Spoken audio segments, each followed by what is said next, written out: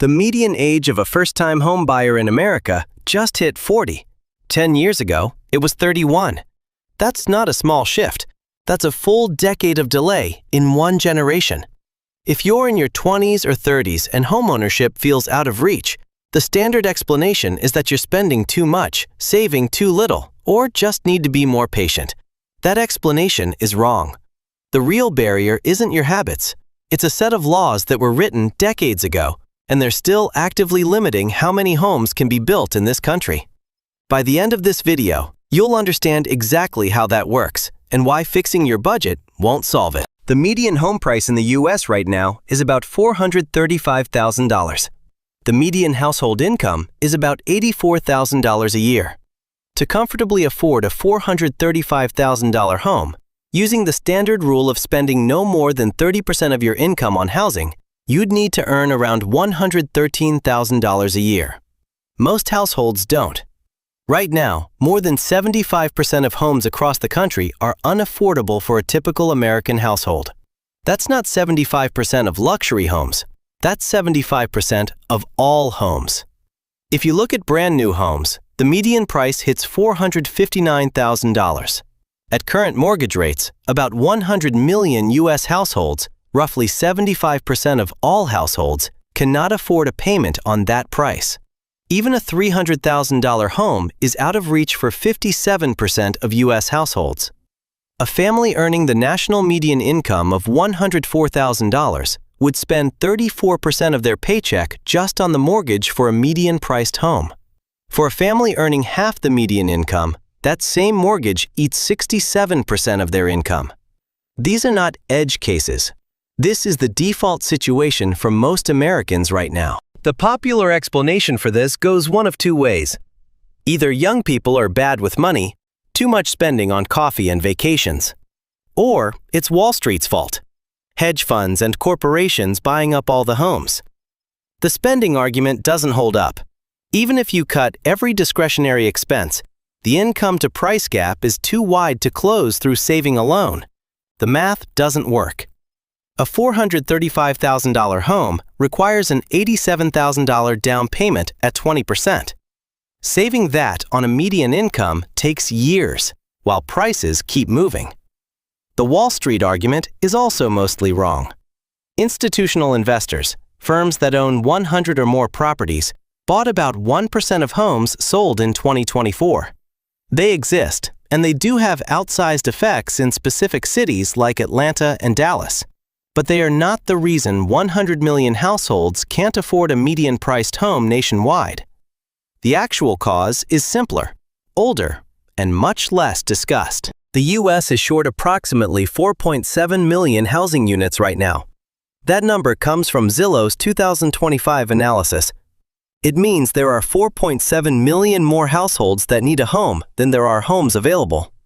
When demand exceeds supply by that much, prices go up. That's basic economics. The question is why supply is so low. The U.S. population grew by more than 50% between 1980 and 2025. But the number of new homes built per decade has declined in almost every decade since the 1970s. The country has added tens of millions of people.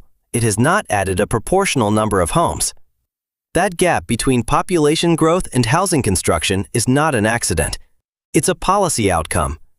In most American cities, the majority of residential land is legally restricted to single-family homes only. No apartments, no duplexes, no townhouses, just one house per lot. This is called single-family zoning, and it covers about 75% of residential land across U.S. cities. What this means in practice: a developer cannot build a 10-unit apartment building on a block zoned for single-family homes, even if there is demand for it, even if the land is available, and even if the city is short on housing. The law prohibits it. On top of that, zoning codes impose additional restrictions: minimum lot sizes, height limits, parking requirements, setback rules. These rules increase the cost of construction and reduce the number of units that can be built on any given piece of land. Goldman Sachs ran a simulation on this. If land use regulations in major metro areas were relaxed to match the least restrictive cities in the country, roughly 2.5 million additional homes could be built over the next decade. That would eliminate about 2/3 of the current housing shortage. Zoning laws are set at the local level by city councils and county governments. The people who show up to those meetings and vote in those local elections tend to be existing homeowners. Existing homeowners have a direct financial interest in keeping housing supply low. When fewer homes are available, the homes that exist become more valuable. Low supply benefits people who already own property. This is not a conspiracy. It's a straightforward conflict of interest built into the structure of local government. The people most affected by high housing costs, renters, younger households, first-time buyers, are the least represented in the local political process. The home price-to-income ratio in the U.S. is now 7.1. That means a typical home costs about 7.1 years of the median household's total income. The historical norm was closer to 5. That gap, 2.1 years of income, represents roughly $176,000 in excess cost, driven largely by restricted supply. Some states have started pushing back.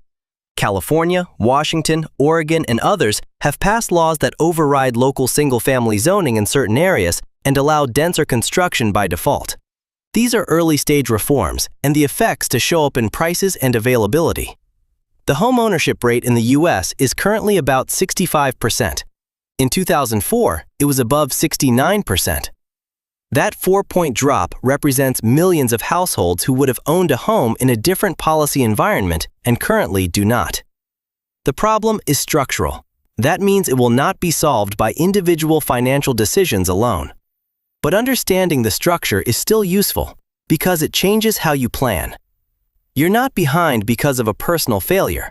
You're navigating a market where supply was intentionally constrained for decades. If this changed how you think about the housing market, then the point was never to make you feel hopeless. It was to help you see the system clearly. Because once you understand the rules, you stop blaming yourself for a game that was never designed to be fair. If you made it this far, comment "system"